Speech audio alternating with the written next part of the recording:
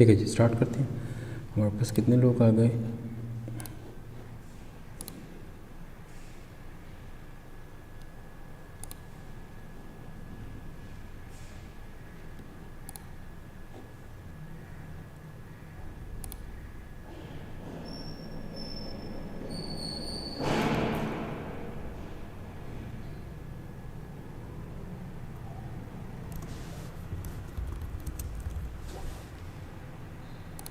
ठीक है,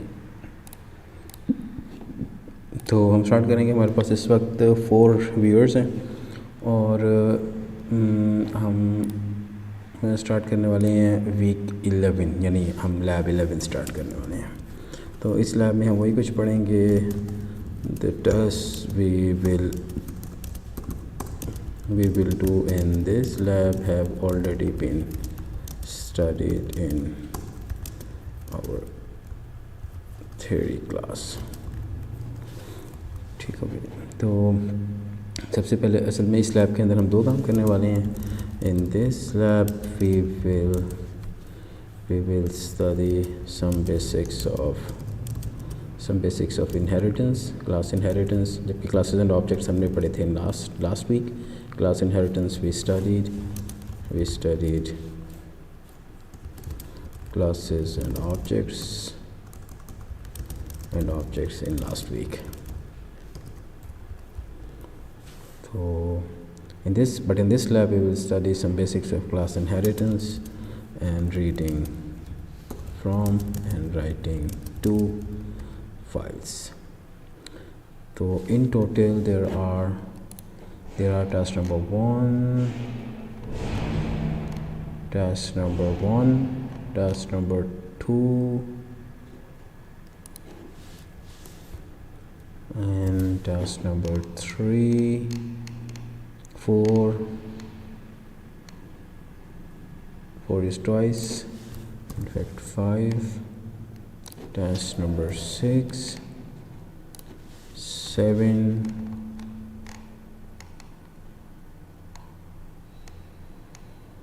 8 or the last task is task number 9. So we'll study 9 tasks in this lab, and all these we have covered in the theory class. Right, so we're going to start with task number 1, and we ensure that everything else is commented unless it's a class, and calls to instantiation to classes or calls to methods is commented. Right, so now we are ready to study the first task, the class inheritance. So in this class we will be implementing a polygon. In this task we will be implementing a polygon class. In this polygon class we'll have this init method, the default method.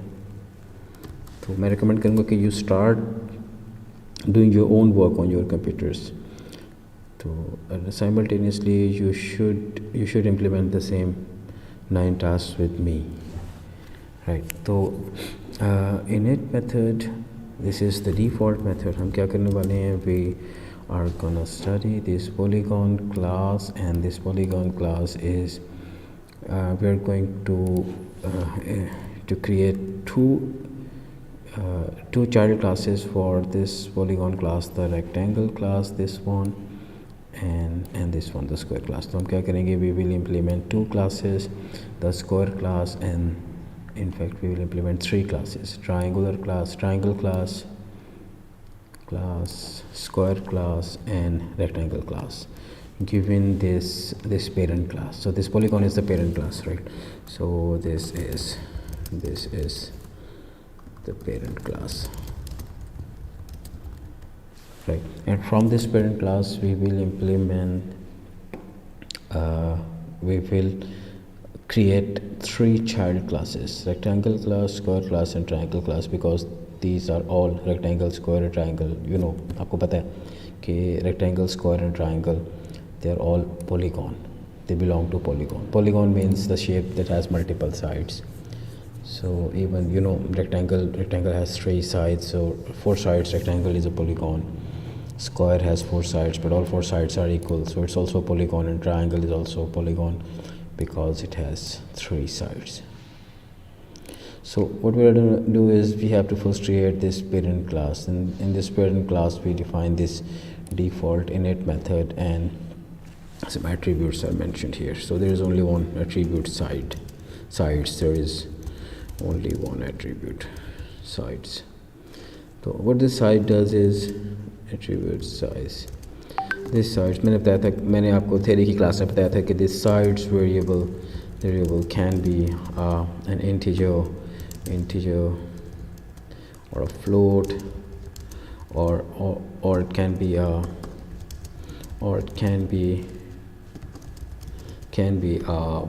list of integers or floats. So when you instantiate this class, you supply this variable size, and you can supply in this variable, you can, as this argument, you can pass either an integer or a float or a list of integers or list of floats. So ये जो next line है, this self dot size, this line is used to own this line, makes this sides variable internal to the class, and this variable self dot sides can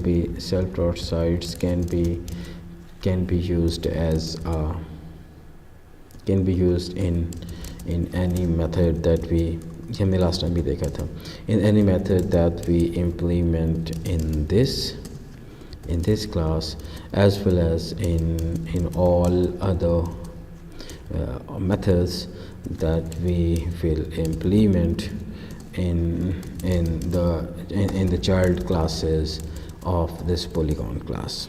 So we're gonna implement or define some child classes for this polygon, so we can use this variable self dot sides even in those classes, self dot sides. So if we define this self dot side in this init method, we can use it anywhere within this class, in all the methods in this class, and as well as in all the methods that we will implement in the child classes of this polygon class, right? So for this polygon class, we have this rectangle class first of all, and then this pass statement, we already know that this statement actually what it does is this statement passes all the variables, all the attributes and methods of the parent class in this rectangle class. So if you want to implement all the methods, and if you want to pass or use all the data and the methods that we have defined in this parent class, we have to use this statement. This is a very powerful statement, bringing everything from this parent class into this child class.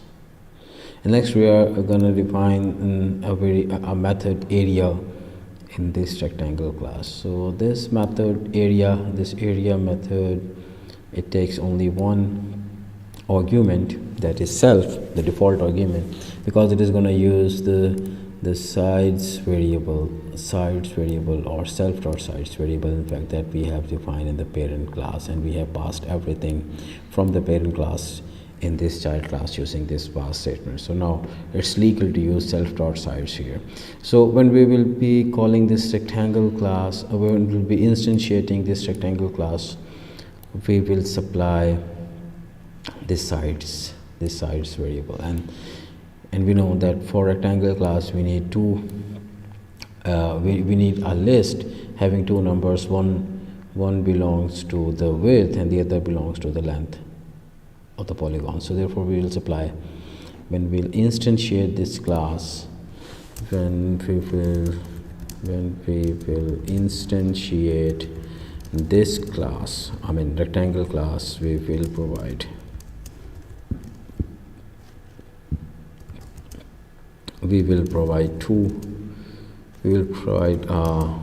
a list of two numbers, of two integers or floats, right? So that we can use the first of those numbers as the length and the other as the width. So we can also define as the length. We can also define as the length is self dot sides of 0 and width is self dot sides of 1. So here we can multiply return length times width. So when we instantiate this rectangle class, we don't provide a number. In fact, we will provide a list of two numbers. Those two numbers can be integers or floats, and we expect this area method within this rectangle class to return this product, right? So next we are going to implement this square class that is also a child of polygon. It is also a child of the polygon class we have defined above. This one, okay? This one is this polygon class. So this is the square polygon. This square is a child of the polygon class, and with this statement we pass everything. We pass all the data and the methods of the parent class here. So we'll define another method area, and this area method is different from this, although the names are the same, but they are different because this method is internal to this square class and this method is internal to the rectangle class. So they are different. In fact, they are not the same. They are not the same. They are different from each other, because this area is this when we invoke the area method using an object from the square class, this area method will be invoked. And if we call the area method using the instance of this rectangle class, this area method will be executed. Right, so what we are going to do is for this square we'll pass only one variable, because we know the width and the length are the same. So if we create an instance of the square class, we will pass only one variable. So we will not provide a list, we will only provide a number.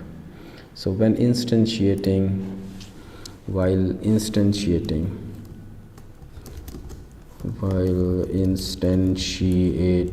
this class, we will provide only one integer or float.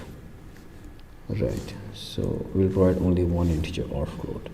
We won't provide a list, because for the square we don't need any. For the square we don't need any list. Actually, we don't need more than one number. So only one number is enough. So what next is we're going to define this area method that will be self.sides times self.sides to give, or it can also be written as self.sides to the 2 squared. So this is how we write square in Python. This is how we write square in Python. Right, so the next class that we are going to implement using this polygon is this triangle class, and we'll use heroes formula. So we are going to use the heroes formula, the very famous formula that we studied in school. We studied this formula in school for the first time, maybe in class 8 or class 9. We use this heroes formula to compute the area of a triangle given its 3 sides. So the heroes formula is used. The heroes formula is used to compute area of a triangle when all 3 sides are known. or in fact when the lengths of when the lengths of all three sides are known, only then we can apply this. We first compute S, Hero's formula, आपको पता है, you know Hero's formula is this one. We first compute S and then the area given three sides A, B and C. So this S is called semi-perimeter. You know, this S is called semi-perimeter. What is this S equal to? This is A plus B plus C divided by 2. And the area is equal to the square root of S times S minus A times S minus B times S minus C. So if you know three sides, you first have to compute this semi-perimeter S, and then we can use that S to compute this area A of a triangle, knowing its all three sides, right? So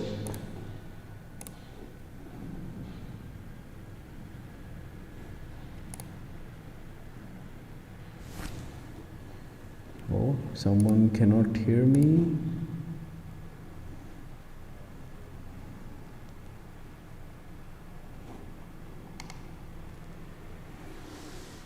Let's check.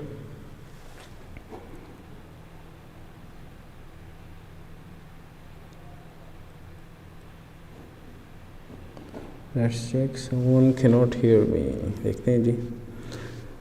Who is that who cannot hear me? देखते हैं. Let's see कि कौन मुझे नहीं सुन पा रहा.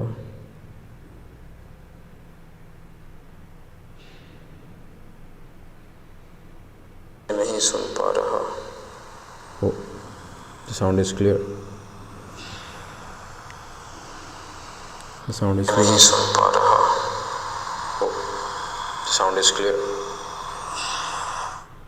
The sound is very clear. Right. Achha ji. So hopefully the guy has a problem with his or her audio system. Right. We are on task number 1, and now we are ready to check this class. So first we'll create an instance R. This is an instance of class rectangle. So we'll instantiate this R. R is an instance of class rectangle. So but when we define this rectangle class, actually we didn't mention any.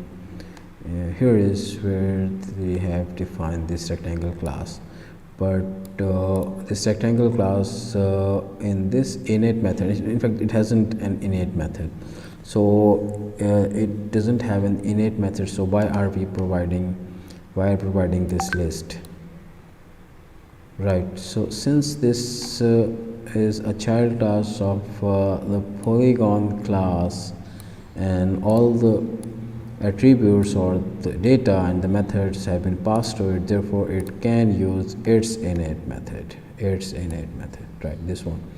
So when we invoke this class, so when we instantiate this class, this init method is invoked, and it's invoked automatically, and self.side variable gets our supplied list, this one. So when we instantiate this self.sides in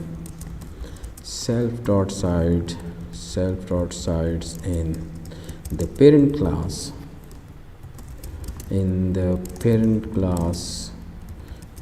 gets our supplied list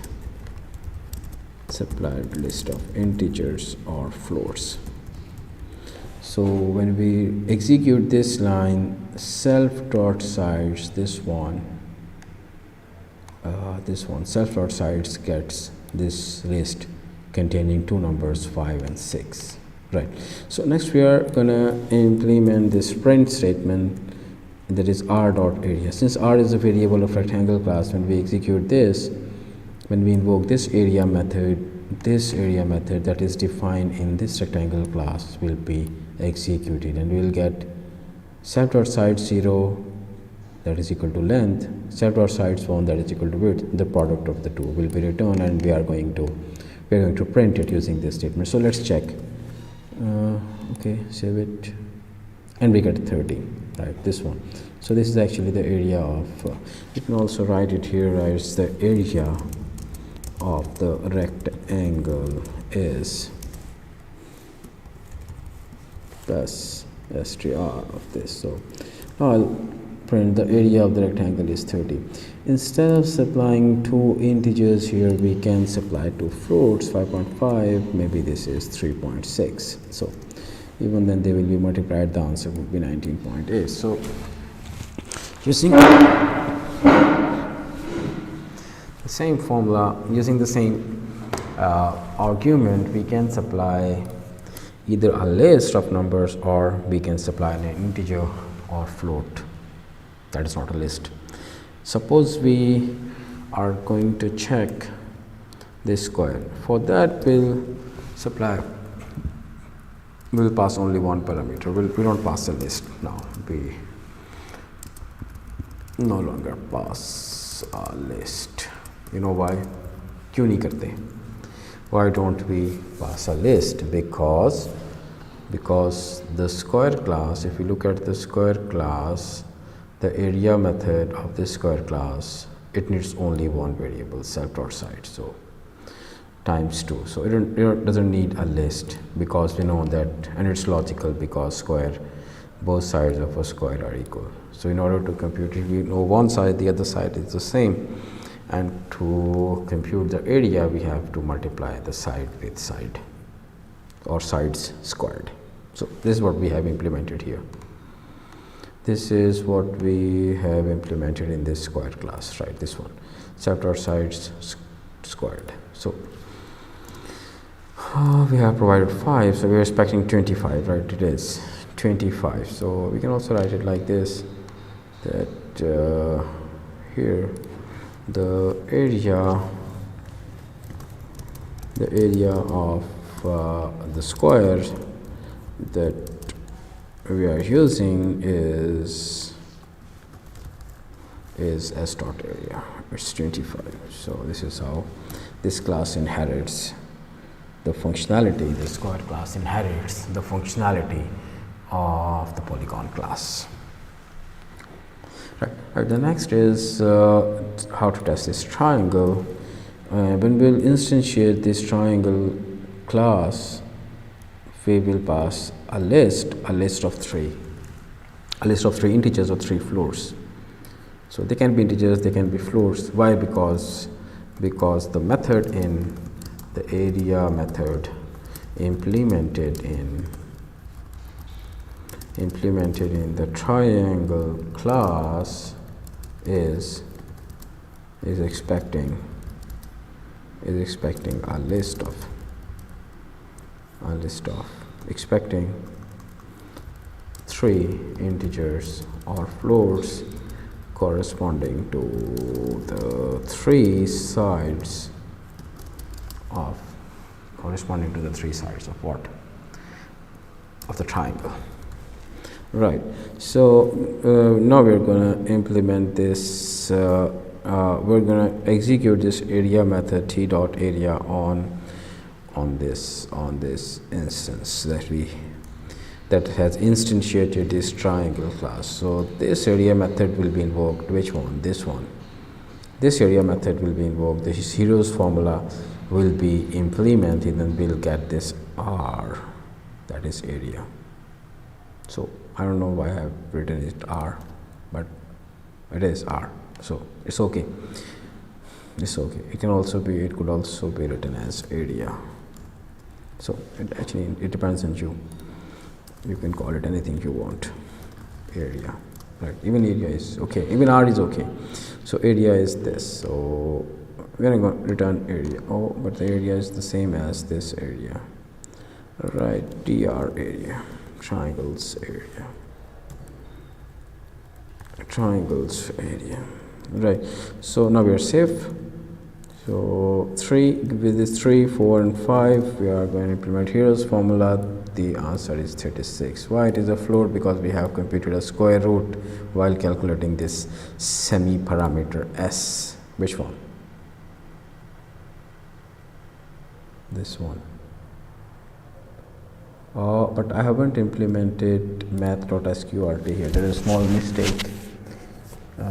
There should be math.sqrt here, so I should have math.sqrt because the formula contains a square root. Ye wala. Which one? This one. This. So this formula contains a square root. Actually, I forgot the square root initially, but now I have put it. Let's see what the result is. Maths.sqrt, and in the beginning I have called maths, right? This one. So right, so maths.sqrt. Now I'm gonna call this method sqrt from math class, and that's all. So let's see if the parentheses are okay. Right, they seem to be okay. So now let's print this here. Now the formula is correct. 6, right? This is okay. So the area is 6. So I forgot this math.sqrt. I don't know how. Right. Right, but now the formula is okay. The here's formula is implemented correctly, and we can write it as the area. The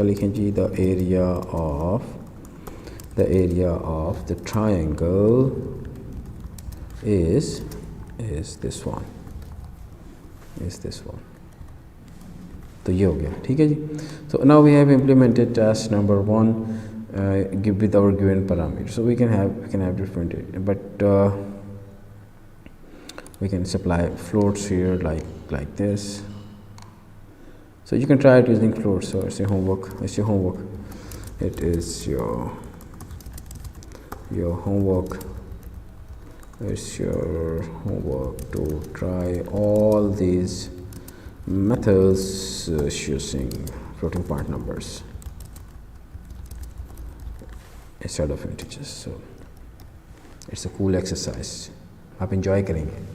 You'll enjoy this exercise. Try to call all these methods using floating point numbers instead of integers. That would be a small modification. So let's comment everything here, and let's move on to task number 2.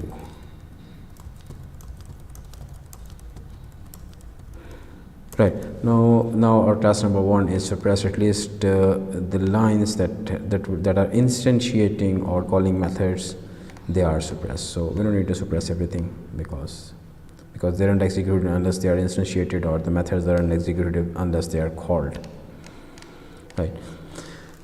So the next task is we are going to implement a Python class inheritance, Python classes and subclasses. I don't know what is this. Right, this is an employee class, an employee businessman class from person class. Right, person class and its 2 subclasses This is what we discussed in our theory class last time. So how would you implement the first class, this class person? Right, we're gonna define a class, that is define a class person with no with some attributes, with some data.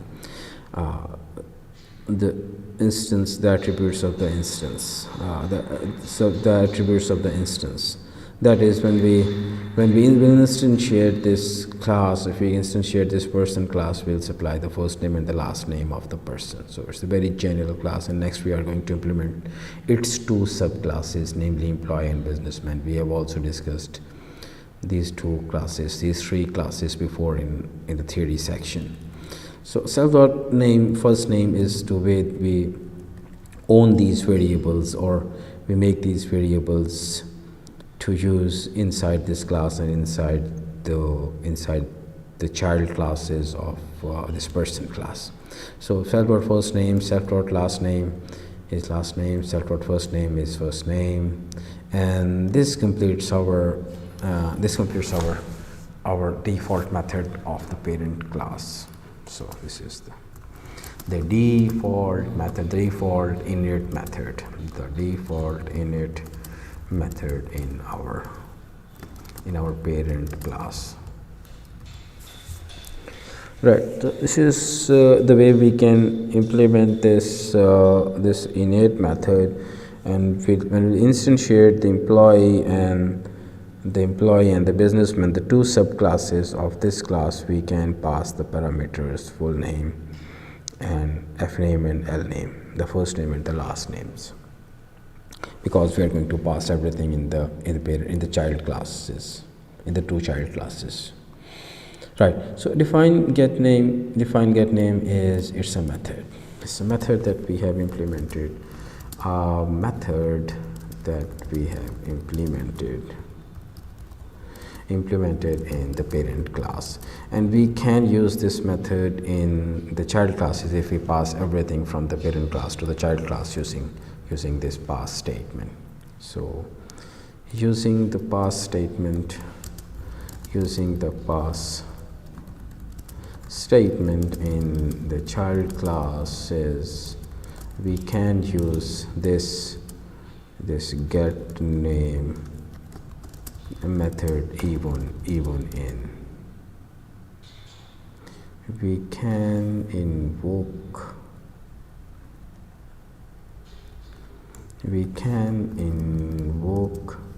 this get name method even using the objects of the child classes. So even child classes, the objects of child classes can invoke this method if we pass everything from the parent class to the child class. So next we are going to do the same. We have passed everything. This passes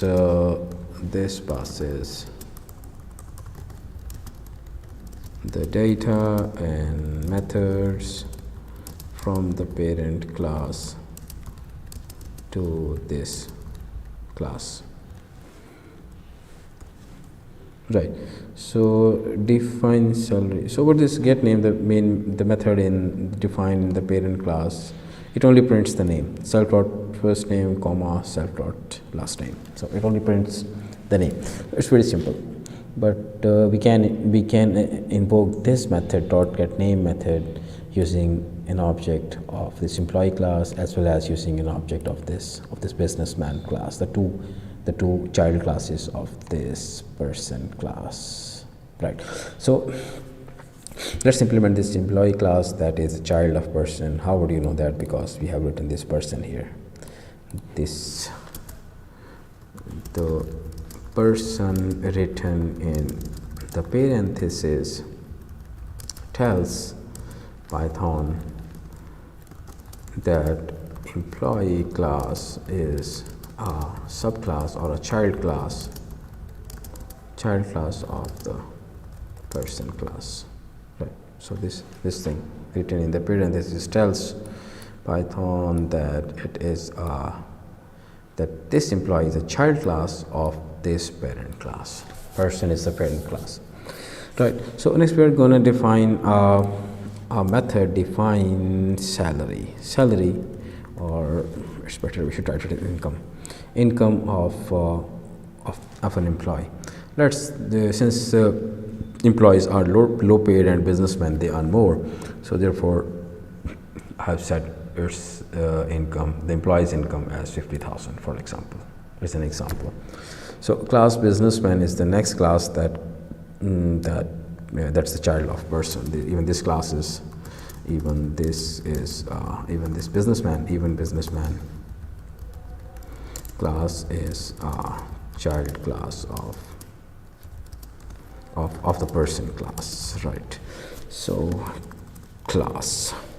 So we're going to pass everything from the parent using this pass statement, and then we define this income method once again. So income is a better word, because businessman doesn't have a salary. Businessmen usually they have income instead of salary. So income is a more proper word that we can use for both employee and businessman. So for a businessman, this income is maybe 100,000, because businessmen, they earn more. Right. So now we have completed everything implementing this person class and its two child classes, the employee class and the businessman class, and now we are ready to instantiate. So we are not going to instantiate this person, we are going to instantiate employee, right? And this person Abdul Manan. So this statement E is equal to employee, the first name, the last name gives this as the first name and the last name, and they finally land here. First name and the self-taught first name is now Abdul and the self-taught last name is now Manan. Right, so finally land here, and now self-taught first name is ABDUL, self-taught L name is, last name is MANNAN, Manan, two strings. So now if we invoke the method salary, in fact I changed its name, I changed it to income. So it will execute this income, this income method. In fact we have two income methods, this income method and this income method, but this income method will not be executed. So I can write a comment here, income method defined in the employee class will be executed, will be invoked instead of this method, businessman. This method can also be invoked by the instance of this businessman class. So we are going to do that next. So but right now we have instantiated the employee class and the object name is small e, and we have invoked the income method using using this object. So let's see what the output is. So let's execute this code, and the output is 50,000. So we can also write it as e.income print. We can write it here as the salary, the income of an employee is the income of the employee is this, right? So if you execute it now, you'll get this message: the income of the employee is 50,000, is PKR 50,000, right? So you'll get this method: the income of the employee is PKR 50,000, right? So the next is all right, we implemented our method getName here, so we can also invoke this method. But this method, you remember, this method was in the parent class, it wasn't in the child classes. So we can use the instance of this child class, for example, for this class employee, to invoke this getName method. So let's invoke it: e.getName, right, e.getName. So let's see what the output is. Right, so the output is this: the employee's name is, we can also write it as a print, employee's name is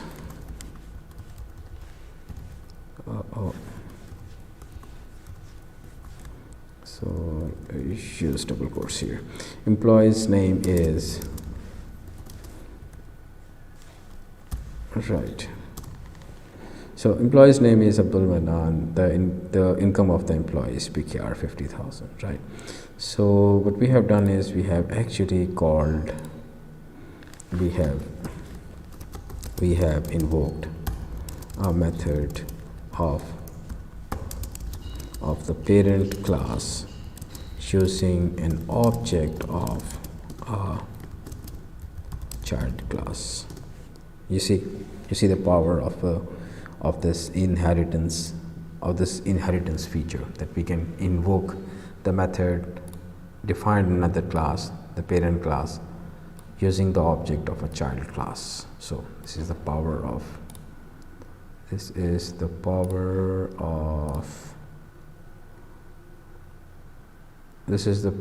inheritance.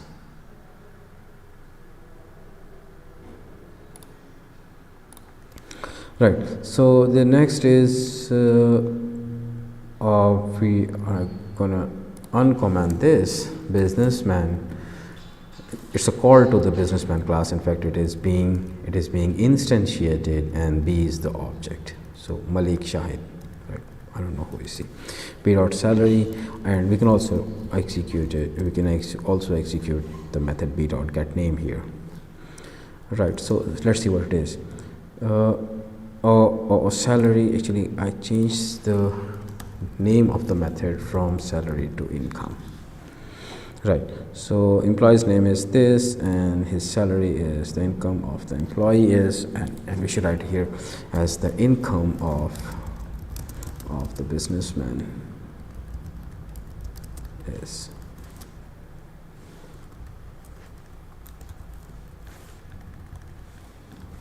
So now if we execute this, employee's name is this, the income is this, the employee's name is this, employee's name is this, employee's name. Right. So we shouldn't have written here employee's name because the method is in the general person class. So we cannot write employee here. Logically, we should write person's name. That's more appropriate. Person's name is Abdul Banan. The income of employee is this. The person's name is the income of this businessman is this. So this is another way we can implement inheritance using classes and objects. So let's comment everything once again, and let's move on to task number 3, where I have implemented another class, that is the complex class. So complex numbers are in two forms. They are either in rectangular forms where we have complex numbers, rectangular and polar forms of complex numbers. So here is what it is. So they are either like this. Z can be written in this form, x plus yi, or it can be written in this form. This is called rectangular form, in which we have this real part and this imaginary part. Or they can also be written as r, in the form of r and theta, where r is this and theta is tangent inverse of y over x. So using these formulas for r and theta, theta's formula isn't written here. Theta is inverse tan of y over x. We can convert a complex number given in rectangular form into polar form. So it's like this. So if a and b are 4 and 3, so r is computed as square root of a and b, or x or y, and theta is computed as inverse tangent of y over x, or b over a. So right, so what we're going to implement is we define a complex class. This is the parent class, and in this init method we pass two numbers. They can be x and y, or they can be r and theta. So how do you know that? Actually, right now we don't need to. So we'll just use them internally. We'll write this statement to make them internal to the class and internal to the classes, to the subclasses of this class, or the child classes of this class. So this rectangular, now we are going to define two subclasses or two child classes for this complex class, the rectangular class and the polar class. In this rectangular class, we're going to pass everything from the parent, self.a and self.b will be imported here, and then we can use them and define an r to p method. This r to p is from rectangular to polar. This means if we instantiate this rectangular class like this, and we supply two parameters 3 and 4, this means the two parameters 3 and 4, these two numbers are, you will find these numbers here. As soon as you execute this statement, these two numbers will be available here, and of course they will be available for use in this rectangular class. Sorry. So self dot a and self dot b, if we now invoke this method r2p, this means it's definite that these two numbers are x and y, because we have implemented, we have instantiated the rectangular class and we are going to supply a number. So this is obvious. This is, since we have instantiated the rectangular class, it is obvious that the two numbers we have provided are x and y, because in rectangular form we have two numbers x and y. The x is the real part and y is imaginary. X and y are real or imaginary part.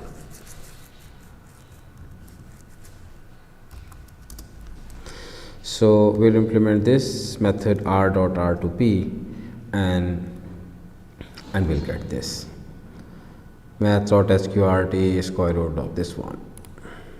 This is how r is computed. Square root of a squared plus b squared, the real squared plus imaginary squared. So this one, sqrt of real squared plus imaginary squared, and theta can be computed as math dot a tan y over x, because theta is a tan of tangent inverse of y over x. This is y, this is x. So this is tangent inverse of y over x, right? So let's execute it. Let's execute this part of the code. So this is 0.92 is the angle in radians. So we can write it here as the magnitude. We call it magnitude and angle. The magnitude is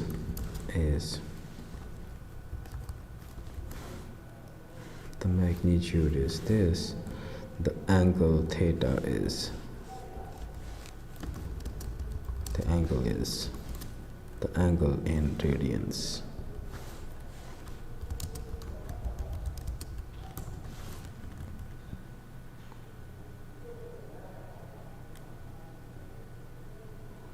So the angle in radians is